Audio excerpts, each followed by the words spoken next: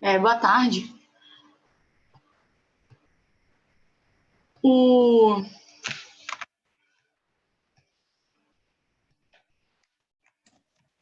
Oi, Maria Tereza. Ei, Daniel, tudo bem? Eu ia mandar mensagem agora para o Helpdesk falando que o painel está como cancelado lá no site. Oi, Maria Tereza, desculpa, eu estava sem o fone. Não, eu estava, na hora que eu fui falar, você não tinha entrado ainda, era só para mandar mensagem para o Helpdesk dizendo que o painel estava cancelado no site. Você mandou? Mandei agora aqui no chat para o Helpdesk. Ele deve estar, inclusive, nos ouvindo, imagino. Então, eu estava falando na hora e aí você entrou e eu digitei aqui. Vou fechar o WhatsApp aqui. Nossas...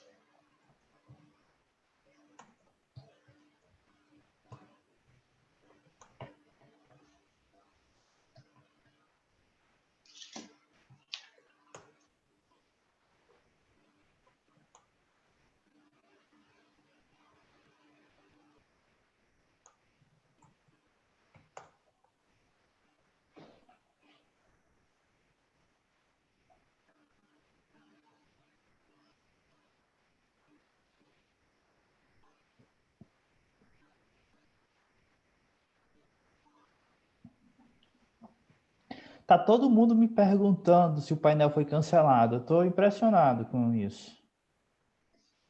Mas deixa eu te perguntar, essas pessoas elas estavam inscritas no CLAD?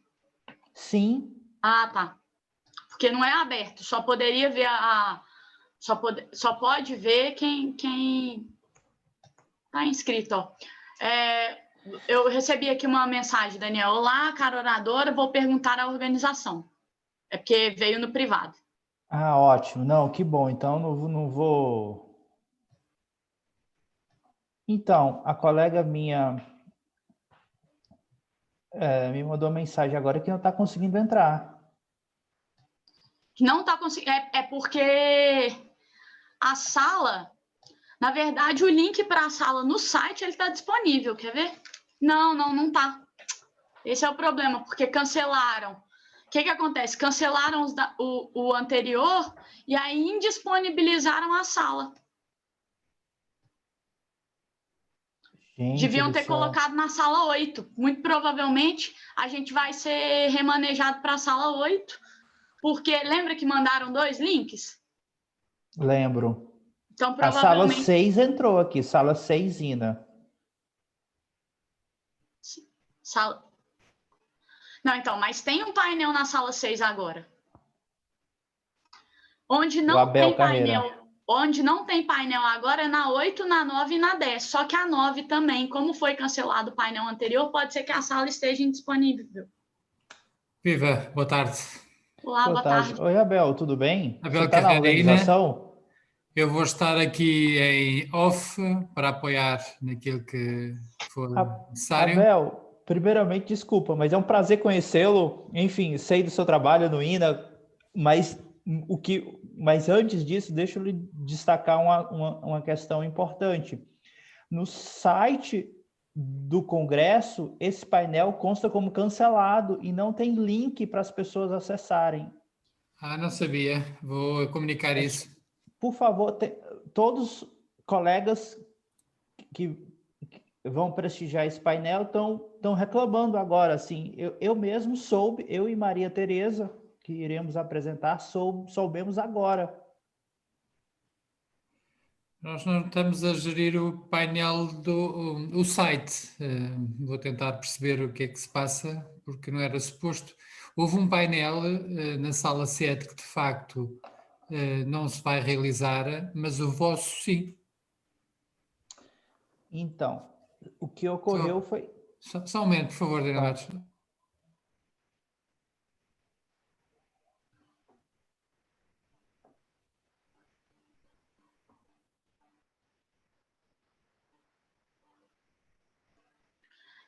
O Daniel, responderam um e-mail aqui também, dizendo que informo que foi um erro de programação, vamos já alterar, pode entrar na sua sessão. Então, provavelmente, se a gente atualizar aqui, em breve já vai ser. Pronto. Agora já está atualizado, tá? Se você quiser, vou dar até um print aqui. Deixa eu mandar.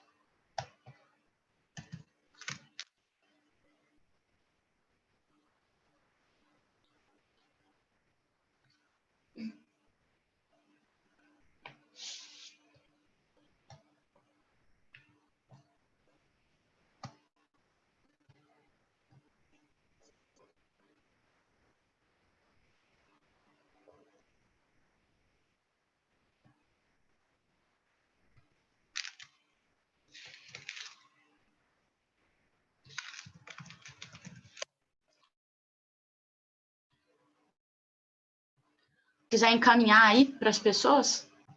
Já foi.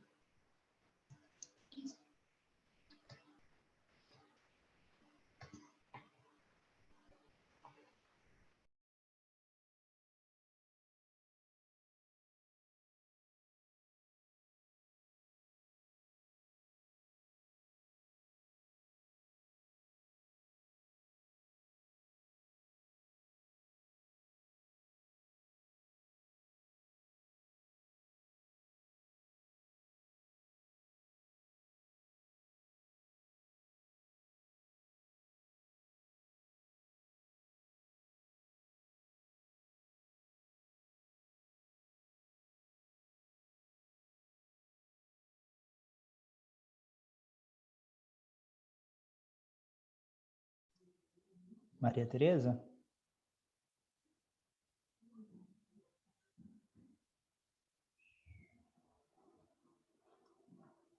Foi com...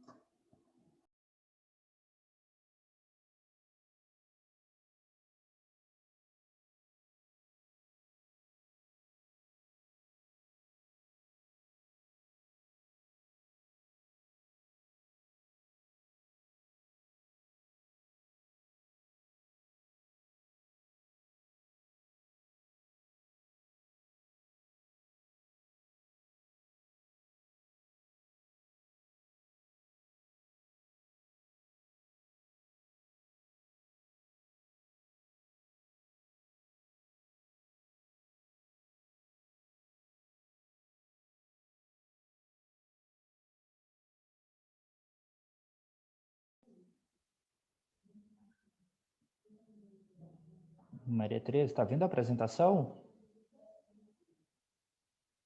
Está vendo a apresentação?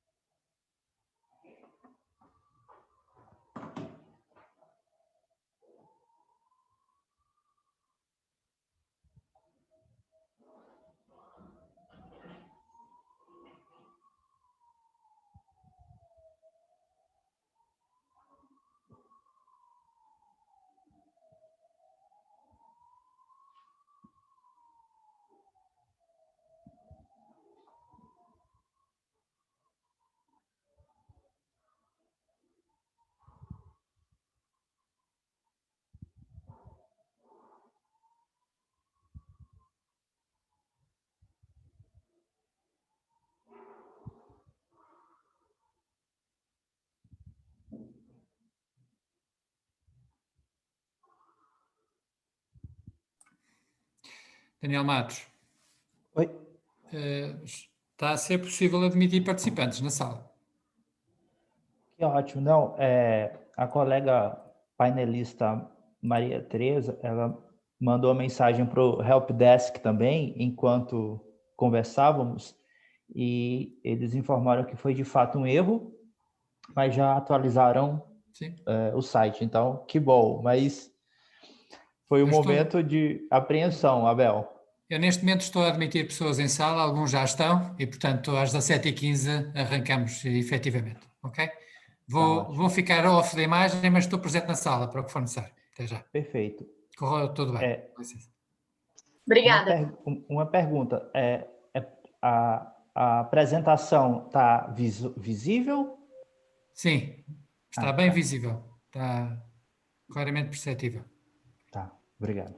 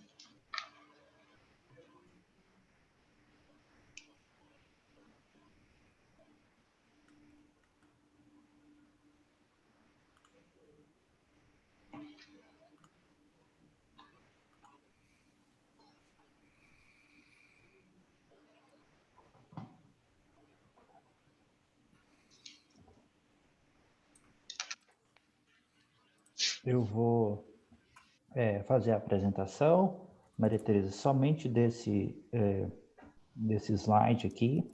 Aí, logo em sequência, eu já vou parar o compartilhamento, tá? Aí para você já colocar sua apresentação.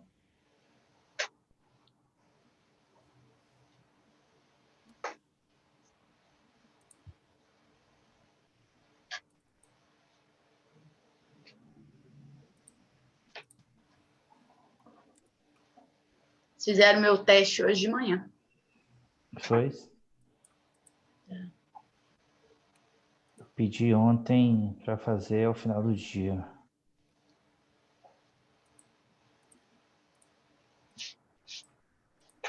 Já temos,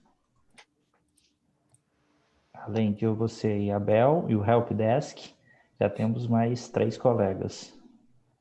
E número aumentando.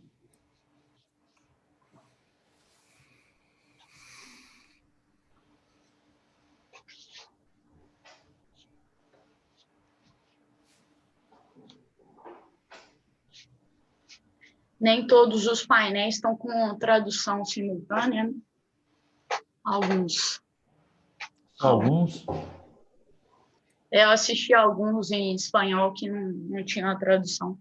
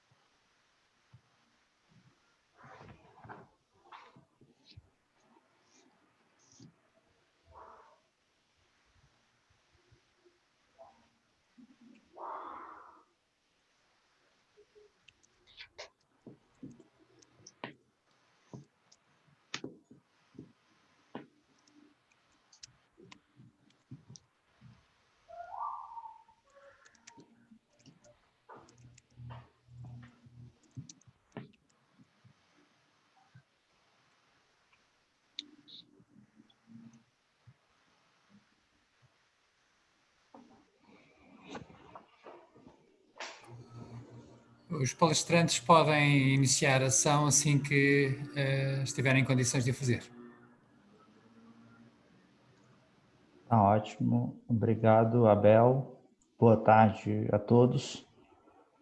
Boa tarde, colega Maria Tereza, demais participantes. Bom, meu nome é Daniel Caldeira, eu estou coordenando esse painel que trata do tema Inovação e Governança, Perspectivas Supranacional e Internacional por meio de estudos de caso.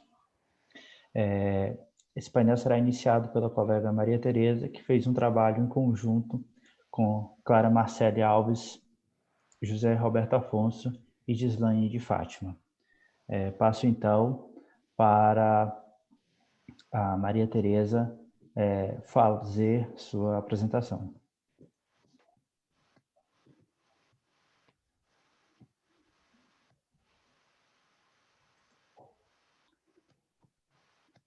Maria Tereza? Um minutinho. Boa tarde. Deixa eu só ampliar aqui a visualização, que eu não sei se tá o compartilhamento de tela disponível. Sim, é visível. Sim, ótimo. Boa tarde, Daniel. Boa tarde aos participantes e as pessoas que vieram prestigiar o nosso painel. Eu vou falar sobre governança. Meu nome é Maria Tereza, eu trabalho na Fundação Oswaldo Cruz, que é uma fundação pública ligada ao Ministério da Saúde brasileiro. O artigo que eu vou apresentar é sobre governança e saúde pública, boa governança e experiência na gestão da pandemia do Covid. O artigo traz os conceitos de boa governança, que é um termo que surgiu nos países em desenvolvimento para adaptação das boas práticas de governança e com o objetivo de promover equidade e trazer as boas práticas de gestão para os países em desenvolvimento. O artigo, um dos objetivos, além de abordar os conceitos de governança, é trazer um pouco do que aconteceu no cenário de 2020, desde de fevereiro, março, quando a OMS considera que o Covid é uma pandemia. No dia 11 de março de 2020, a OMS declara que a Covid é uma pandemia, e como que os países seguiram as orientações supranacionais, como que foi articulado como que foi articulado que, a partir do momento que foi determinada uma pandemia, como agiram os países e como eles foram seguindo as orientações supranacionais. Então, esse é o objetivo do artigo. Não tem nenhuma opinião institucional aqui, e nem nenhuma também não vamos comentar as decisões governamentais, entrar no mérito delas, apenas apresentar como que alguns países trataram a questão do Covid. Só porque o meu está bem em cima aqui do slide. Bom, uma das premissas de boa governança, né, é adaptar uma das sugestões propostas, inclusive por Trondon e Bauer aqui, é como que um modelo administrativo que seja adaptação, né, do paradoxo entre a independência institucional e a interconexão institucional. Como que os países têm uma proposta de tratar e de adaptar as orientações supranacionais sem interferir no que seriam as decisões internas e sem ferir a soberania dos países nas decisões governamentais. Nesse arranjo das instituições que foram exponentes aí durante a crise do Covid, né, vários países se destacaram. Tem as orientações da OMS que foram seguidas por alguns países, não foram seguidas por alguns países, em que medida foram seguidas, as orientações da OCDE, como a União Europeia também trata as decisões e como cada país entrou em cada fase como a crise pandêmica aconteceu em cada um dos países e como que foi a adaptação às medidas decretadas por organizações supranacionais. E essas são algumas das instituições que propuseram medidas durante essa crise. Sobre as orientações, né,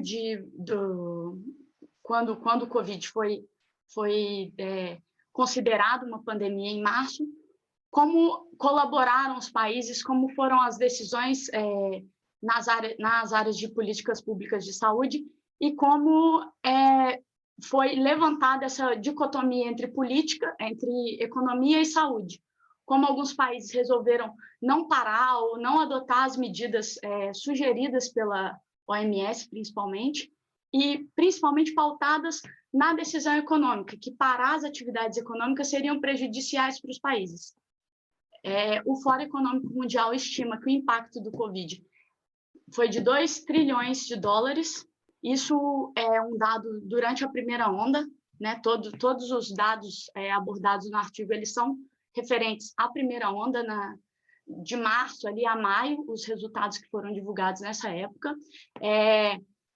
Ainda a segunda onda ainda tem algumas projeções, né, do que o impacto seria maior do que esses valores levantados nessa primeira onda. O Banco Mundial anunciou que a pandemia poderia levar mais de 11 milhões para a pobreza. E aí, eu estou com o nosso foco está bem em cima desse canto aqui do slide. E um problema que a crise acabou voltando ao cenário são essas dicotomias, esses antigos conflitos.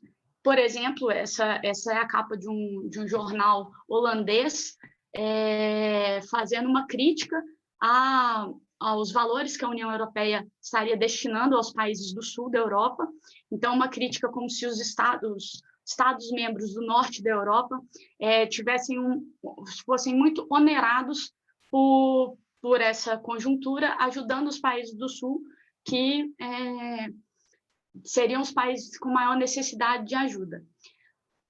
O problema desse tipo de conflito, né, ou de questões que afastam a saúde da economia, como se fossem políticas antagônicas e não que elas se conversassem e uma auxiliasse a outra, é porque para os princípios de boa governança, um dos princípios mais importantes da boa governança é justamente promover a equidade. Então, como que todos esses países alinhados e caminhando para projetos de saúde pública mais que promovessem o desenvolvimento social, a equidade, as premissas da boa governança, como levar isso em momentos de crise.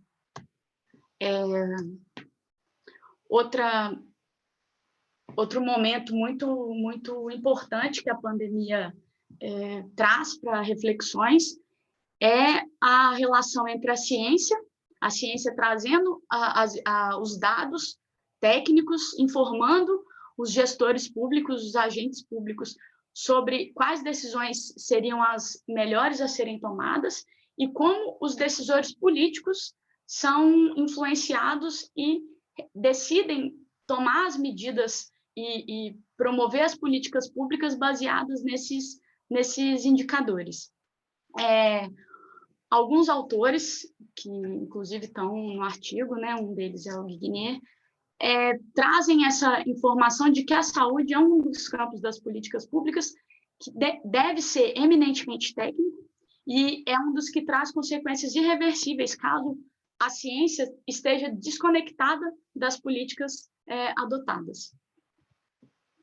Aí eu trago um estudo aí da The Economist que faz perguntas sobre Você acha que os decisores políticos eles estão levando em consideração os conselhos científicos para a tomada de decisão com relação à pandemia? E é muito curioso os resultados da pesquisa. No ambiente do CLAD, a gente vê aqui que a Argentina é o país aqui que mais tem, os cientistas responderam que sim, que as pesquisas, que os cientistas estão sendo considerados por parte dos decisores públicos para elaborar políticas públicas com relação à pandemia. E embaixo aqui no gráfico, a gente consegue ver a Espanha e o Brasil, por exemplo, que não, os cientistas estão... A resposta deles é não, os tomadores de decisão não estão considerando os dados científicos, as informações para tomarem decisões.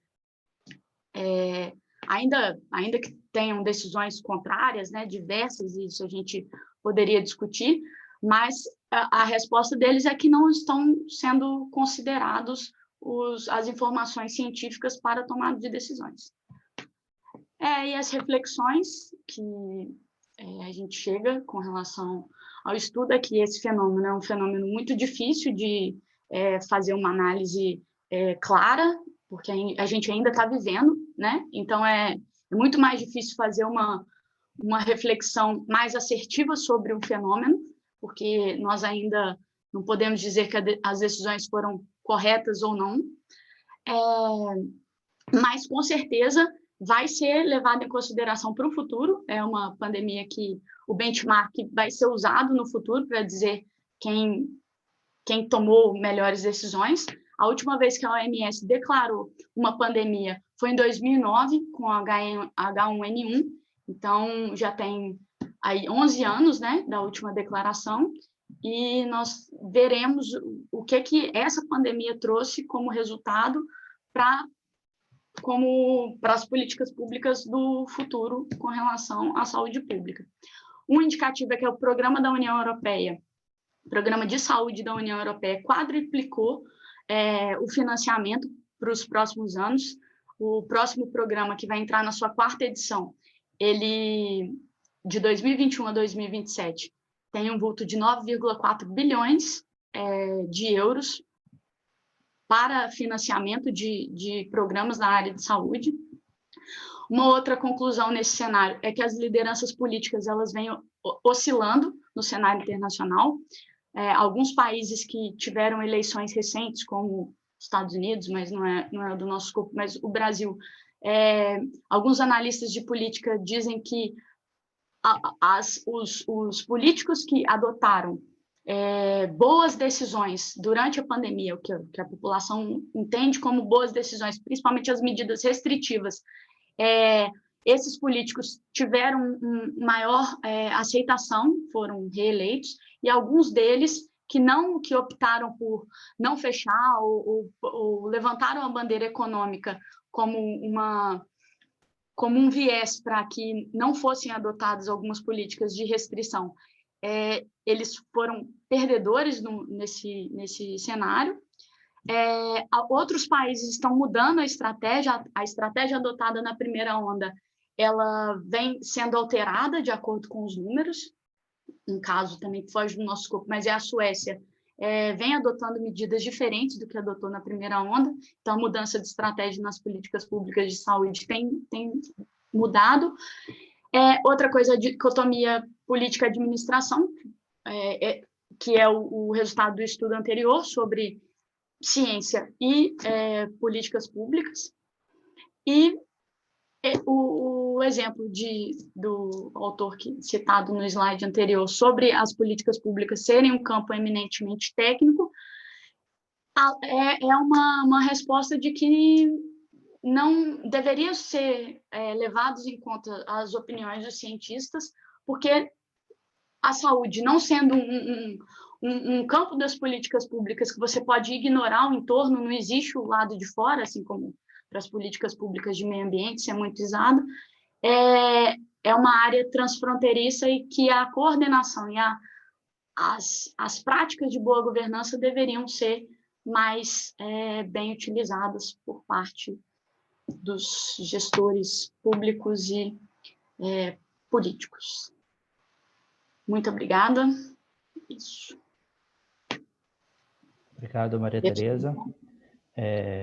Eu pediria para você tirar o compartilhamento, que eu vou agora fazer o compartilhamento da apresentação também.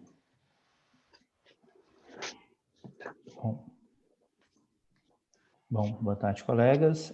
Complementando a visão supranacional destacada nesse painel, com enfoque no Covid, eu vou passar, então, para uma avaliação sobre a influência da cooperação internacional, a modernização da auditoria interna governamental brasileira e seu impacto na política de governança pública federal. Esse é um trabalho que foi elaborado por mim, pela colega Patrícia Álvares e pelo colega Cláudio Henrique Fontinelli. Esse trabalho tem como objeto de estudo a Controladoria Geral da União, órgão do governo brasileiro, que se destaca por ser uma agência que eu chamo de verdadeiramente transversal no conceito de cross-cutting agency. Ele, por suas características de polifonia e ambidestria, já que ela abrange um plexo de 5 macrofunções que dão suporte transversalmente a inúmeras políticas públicas, com destaque para a ouvidoria, prevenção, combate à corrupção, correição e, mais detidamente, objeto desse estudo, a auditoria pública governamental. Esse trabalho ele tem um recorte a partir da análise da cooperação internacional por 3 eixos de cooperação. É um eixo considerado participação, um eixo financeiro e um eixo de capacitação. Esses 3 eixos atuam de forma paralela e harmonizadas, de modo que geraram influências significativas em 2 temas, notadamente a auditoria interna governamental e a governança pública. Bom, passo agora a relatar cada uma das ações específicas que ocorreram no âmbito de cada um dos eixos, começando pelo eixo participação. A Controladoria ela teve uma atuação muito próxima desde a sua gênese em 2003 com organismos internacionais. E essa atuação, seja no âmbito multilateral, seja no âmbito bilateral, ela gerou uma série de contribuições para a sua forma de atuação da auditoria interna governamental. Aqui eu destaco os principais atores que tiveram influência na construção do desenho hoje da auditoria interna governamental brasileira. Eu trago a participação no REOG-CI, que é um comitê de países do Mercosul, um comitê específico para discussões de controle interno. Também foi destacada uma atuação também na Comissão dos Países de Língua Portuguesa, a CPLP, com um fórum específico de organismos estratégicos de controle interno.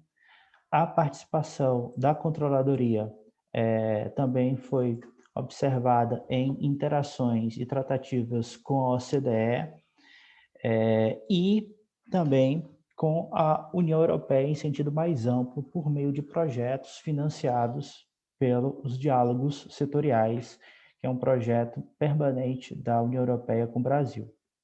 Finalmente, destaco a participação da CGU em interações e tratativas de agenda com o Banco Mundial. Esses atores, eles que estão por trás de todas as discussões e inserção internacional da agenda de atualização da auditoria interna governamental brasileira. Sobre O eixo financeiro, é importante destacar aqui, um acordo firmado com o banco, com o BID, esse contrato de empréstimo no valor que foi muito significativo para uma série de ações, que é um contrato de um programa que foi chamado de ProPrevine.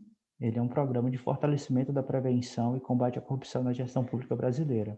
Ele foi da ordem inicial de 30 milhões de dólares e os recursos, eles são o que de fato possibilitam todas as demais ações no âmbito da participação e no âmbito também da capacitação. Então, é ele que dá o suporte financeiro para todas essas ações e também um recurso objeto dessa cooperação internacional. Por fim, eu destaco aqui o eixo capacitação. Esse eixo, ele se notabiliza por duas parcerias muito estratégicas. A primeira com a Universidade George Washington, com esse Centro Brasileiro de Estudos, vinculado ao Centro de Estudos da América Latina, notadamente em relação ao programa Minerva, que formou 17 auditores em temas de referência capacitados a partir das referências de melhores práticas internacionais. E também uma parceria vinculada com o Instituto dos Auditores Internos, o capítulo brasileiro, visando notadamente a certificação dos mesmos nos seus programas de aderência internacional. Dito isso, o que é que observamos a partir desses 3 eixos? Que houve um movimento de policy diffusion, um movimento de difusão de políticas públicas a partir de 2 elementos significativos, o eixo da combinação e o eixo do aprendizado. A Controladoria, ela buscou trazer para o arcabouço normativo brasileiro essas referências a partir de todo esse conjunto de interações que foram narradas anteriormente, usando referenciais COSO, ISO, do próprio IA, e aí eu destaco aqui da ASF, que é a Auditoria Superior Mexicana, o Departamento de Tesouro do Reino Unido, notadamente com Orange Book, e a CIGEM, que é a sindicatura, o equivalente da Controladoria no Estado argentino. Todos esses atores, em maior ou menor grau, tiveram participação para que, ao final, nós tivéssemos essa sequência de temas incorporados, basicamente, em 3 grandes referenciais. O primeiro deles, que é o que inaugura, notadamente, o marco evolutivo da Auditoria Interna Governamental Brasileira, a IN conjunta, uma instrução normativa conjunta, elaborada pela CGU, junto com o Ministério do Planejamento. Essa IN, ela foi a primeira a trazer os conceitos de controle interno, gestão de riscos e governança. Oportunamente, o tema ele foi objeto de um novo referencial técnico da Auditoria Interna Governamental, atualizando o referencial anterior, que era de 2001. E, por fim, no âmbito já mais amplo, né, abordando aspectos da governança, toda essa atuação deu origem ao decreto 9203, que é um decreto que trata exatamente sobre a política governamental federal de governança. Em linhas gerais, esses temas que são trazidos aqui, eles estão vinculados às questões que são clássicas e já estão muito já sedimentadas, apesar do pouco tempo, que são as linhas de defesa, as atividades de consultoria. Trago a questão da gestão de riscos e governança, como já pontuado, e essa é a linha, o grande resumo do que toda essa cooperação internacional ela se traduziu dentro da atuação da Controladoria Geral da União no foco da Auditoria Interna Governamental. Bom, eu agradeço a presença e participação de todos, e com isso eu encerro o debate fazendo essa complementação, mostrando a influência, né, da inovação e governança em perspectivas transnacional e internacional por meio desses 2 estudos de casos. Muito obrigado a todos.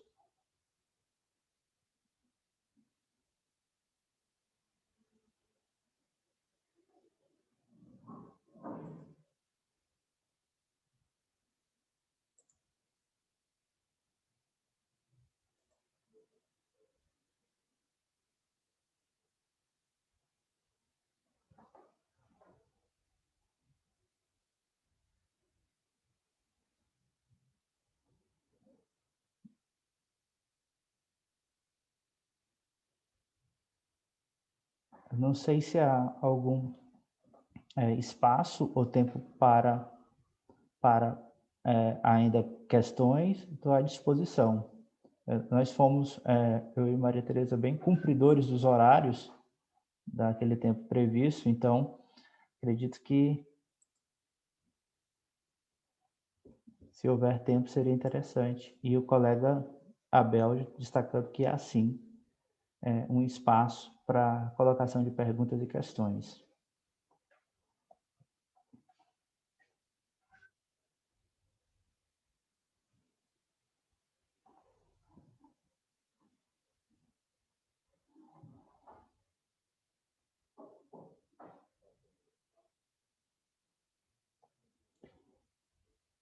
Só aproveitando, então, o tempo ainda que temos,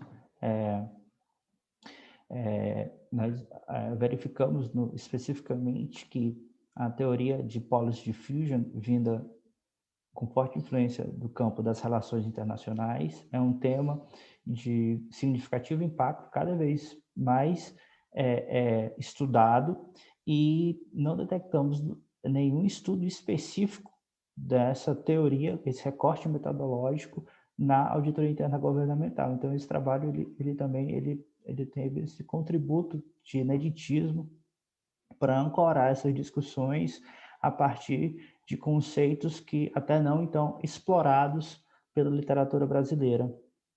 Isso nos deixou bem motivados, inclusive pela perspectiva de continuação de estudos nas outras macrofunções da Controladoria Geral da União, que complementam e que dão todo o suporte para essa atuação junto com a Auditoria Interna Governamental em relação à transversalidade do suporte de diversas outras políticas públicas.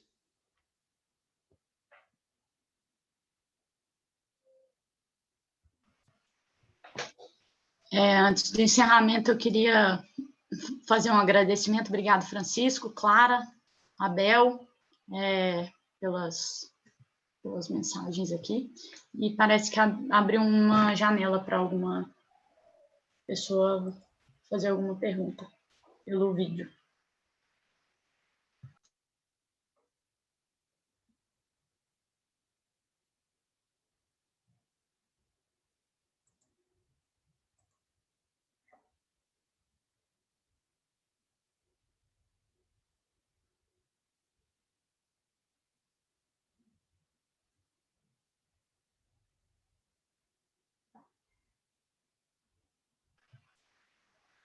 Eu não consegui ver quem que era a janela que ia aparecer. Não teve, Maria Tereza.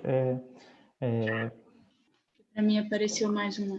Mas é possível também que o Abel está destacando aqui que os participantes, se pretenderem ou preferirem, podem fazer intervenções direto por áudio. De toda sorte, a gente tem um evento de escala mundial, que é a pandemia, que seguramente ele irá trazer, e aí é muito feliz essa abordagem trazida no seu artigo, de que outras formas de atuação, seja em rearranjos institucionais, seja em relação à definição, desde o agendamento, passando pela implementação e própria avaliação, monitoramento e avaliação de políticas públicas, após essa nova referência dada pelas ações ocorridas por conta da pandemia. Hoje mesmo eu vi uma notícia na Deutsche Welle que tem expectativa da vacina chegar agora em dezembro e